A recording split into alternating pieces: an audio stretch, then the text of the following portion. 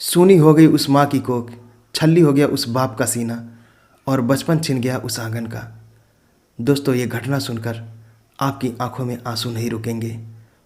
दोस्तों, ये ऐसी दर्द भरी घटना है जो कि फ़िलहाल ही इसी शनिवार को घटित हुई है।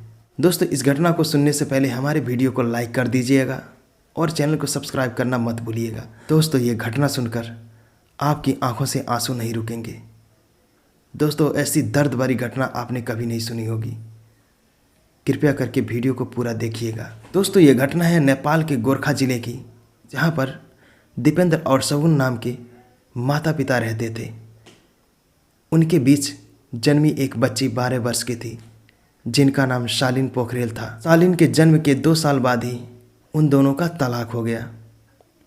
दोस्तों, वहीं पर अब दीपेंद्र काठमांडू में दूसरी शादी करके रहने लगा और शगुन विदेश चली गई, क्योंकि उसके पास अपनी बच्ची के परवरिश करने के लिए कुछ भी नहीं था, और बच्ची की इसी परवरिश के लिए वो विदेश चली गई। दोस्तों, जब दीपेंद्र और शगुन की तलाक हुई, तब शालीन की जितनी भी जिम्मेदारियां थीं उसके माँ के ऊपर आ गई, और इसीलिए उसकी माँ विदेश कमाने के लिए चली गई। दोस्तों, उसकी माँ उसकी पढ़ाई के लिए उसके मामा के घर छोड़कर आई थी कि वहाँ पर मेरी बच्ची रहेगी, कोई भी दुख कष्ट नहीं होगा और अच्छे से पढ़ लेगी। और वहाँ पर शालीन जब पहुँचती अपने मामा के घर, उसके मामा के घर से कुछ ही दूरी पर एक स्कूल था जिसका नाम एकता निकेतन था। दोस्तों, उस स्कूल में अब शालीन बोर्डर्स बैठने लगी, वहीं पर रहकर पढ़ाई करने लगी। दिन बीतता गया। दोस्तों, शालीन कुछ दिनों के बाद वो 12 वर्ष की हो गई। दोस्तों, शालीन अब उस स्कूल में बहुत ही अच्छे तरह से पढ़ने लगी, जो कि टॉप पर आने लगी। और 12 वर्ष की लड़की इतनी टैलेंट हो जाएगी, किसी को पता नहीं था, और शालीन को खुद भी नहीं पता था कि उसके साथ अब क्या होने वाला है। दोस्तों, कुछ ही दिनों के बाद शालीन की लाश एक पंखे में लटकती हुई मिलती है, और उस लाश को देखकर सभी बच्चे घबरा जाते हैं। अब शालीन की हत्या कैसे हुई, ये तो अभी तो किसी को भी पता नहीं था। सबसे पहले उसके मामा के घर पता लगा कि आपकी बच्ची के साथ ऐसा ऐसा हो गया है। उसके बाद तलाकशुदा पिता भी जब इस बात को जाना, तो वो भी रोता हुआ बिलखता हुआ वहाँ पर आकर पहुँच गया।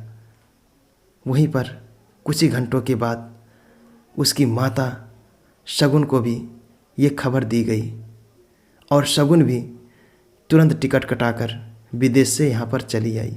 और दोस्तों, कहते हैं ना, माता पिता का प्यार चाहे अलग होकर चाहे एक रहकर कभी नहीं घटता। वही हुआ। दीपेंद्र और शालीन जब दोनों को ही पता चला कि मेरी बच्ची अब नहीं रही इस दुनिया में, वो दोनों ही रोने लगे। चीख कर और चिल्ला कर दोनों रोने लगे, कहने लगे, मेरी बेटी को क्या हो गया, मैंने क्या सोचा था, कैसे ये हो गया। उसका पिता अब पागल हो चुका था, इतना पागल कि मतलब अब वो कह रहा था कि मेरी बच्ची को मैं इंसाफ दिलाकर ही रहूँगा। उसकी माँ भी बोल रही थी, मेरी बच्ची को इंसाफ मिलना चाहिए। वहाँ पर जितने भी बच्चे पढ़ रहे थे, सब लोग शालीन के लिए इंसाफ की दुहाई लगा रहे थे। दोस्तों, कुछ ही घंटों के बाद पुलिस आई और उसकी लाश को उतारा गया, और दोस्तों एक ठंडा घर में रख दिया गया। ठंडा घर में रखने के बाद उसका पिता उस लाश को जलाने नहीं दिया, क्योंकि अभी लाश का पोस्टमार्टम करना बाकी था।